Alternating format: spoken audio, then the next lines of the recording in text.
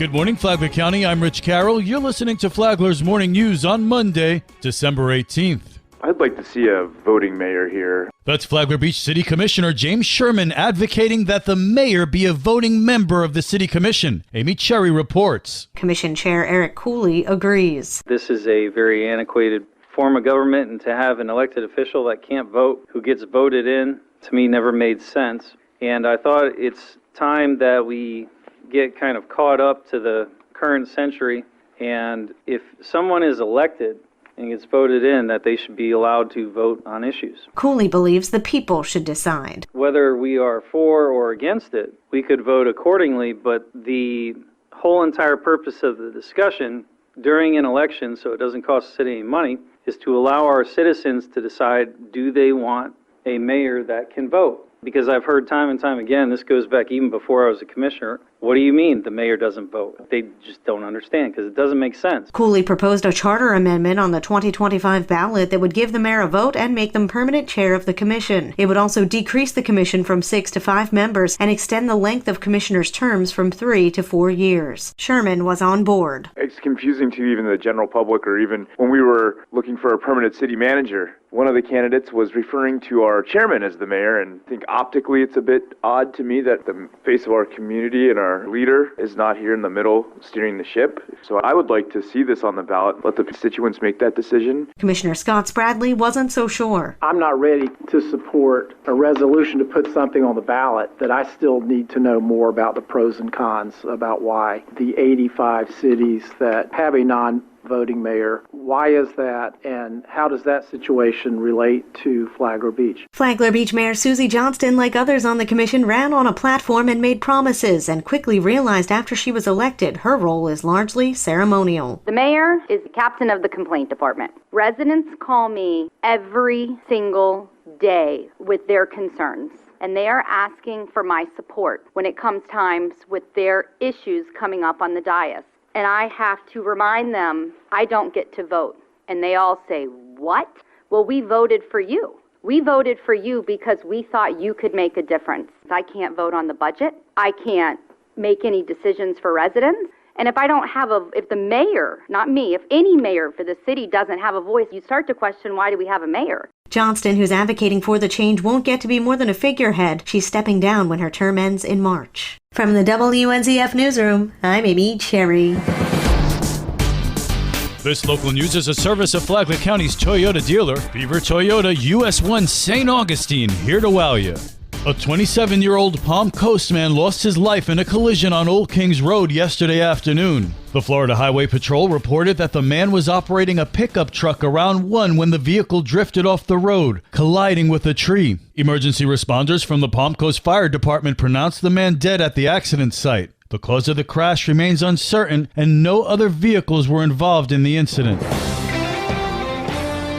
Flagler County's annual Shop with a Cop was a rousing success. Flagler County Sheriff's Office employees and several community organizations graciously donated to the Flagler Sheriff Children's Charities Shop with a Cop event held last Friday. Flagler County Sheriff Rick Staley says over 130 economically disadvantaged kids were each given $200 and went shopping at the local Walmart. They went shopping with law enforcement from Flagler County and our partners at FWC and FHB, along with professional support and volunteers from the Sheriff's Office, made it an eventful night. Sheriff Staley says the Shop with a Cop event was about more than just shopping.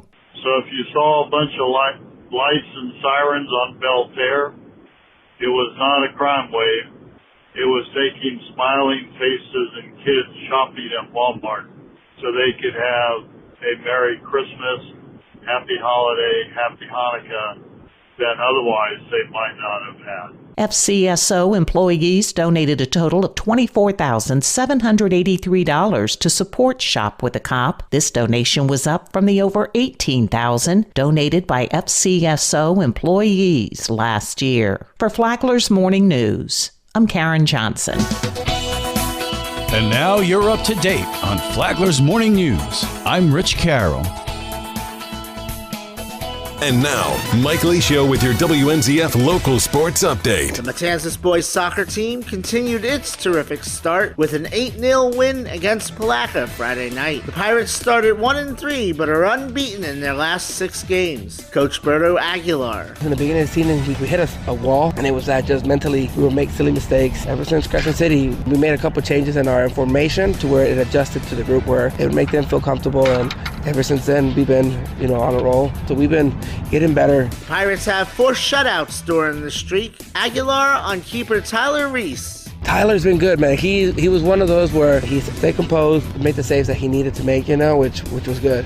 And I think that kind of gives the team a little bit of a boost, knowing that, hey, they're going to play and we got somebody that can help us out. The Pirates host Wolfson tonight. More soccer. The FPC boys put their 4-game win streak on the line against number 28 Creekside tonight. A shorthanded Bulldog girls team fell to the 9th-ranked team in the nation, Lake Mary, Friday, 4-0. They host Oviedo Wednesday. The Pirate girls won 7 of their first 8 to start the season. They travel to Crescent City tomorrow. Wrestling. Last week, FPC coach David Bossardette talked about this week being pivotal for both his teams. We have district duels for the boys, which is important not only because it's our next event, but it sets us up for that postseason. So we'll see guys that we're going to have to beat at district in late February to qualify for regionals in the state tournament. While our girls head to Freedom High School in Orlando, which is basically a preview of the state tournament. The boys were victorious at the district meet. Kelton Howard, Ethan LaPepa, and Malik Joseph were title winners. Anna Villar won the 130 class for the girls in their meet, who finished 5th against a strong field. The Matanzas boys competed at the Keystone Invitational in Fleming Island. Jordan Mills finished 1st, going 8-0. Mason Obama won 7-1 en route to a 3rd place finish. Mikey Freeze finished 3rd as well. Basketball, Wednesday night, Rich Carroll and I will be at FPC as the boys take on Atlantic at the frozen tundra of the Anderson Gym. Tip-off is scheduled for 7:30